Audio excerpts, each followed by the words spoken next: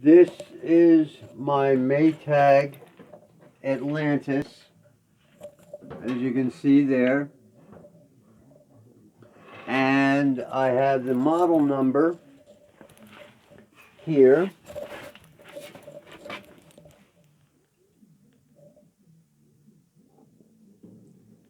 And the problem I'm having is the brakes have engaged and will not release. I took it apart. As you can see, the pulley on the bottom for the tub spins. The motor does in fact work. I just took the belt off. The pulley here for the pump works right here. But like I said, when this turns, but the spindle up inside for the tub will not spin. So I know it's the brake, because the brake jammed before. I turned the tub, it released. It did it like 2 or 3 times, but now it's like frozen. I don't know whether the brake is up in this section or whether it's in this section.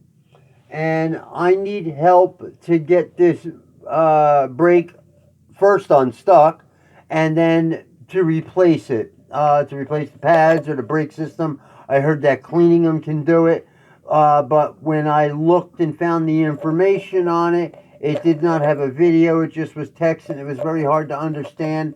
He said to replace the 6 bolts. I don't see 6 bolts in here to replace.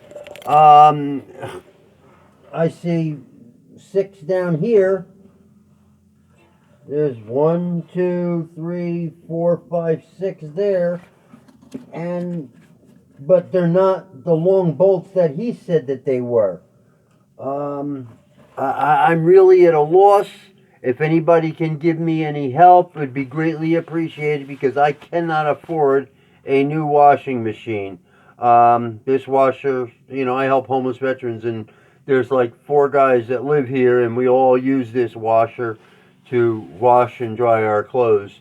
So if anybody can be of any assistance, please reply to this video, or you can call me on my cell phone, which is 610-800-3923, and maybe you can walk me through it, or I can even send you additional videos on our phones.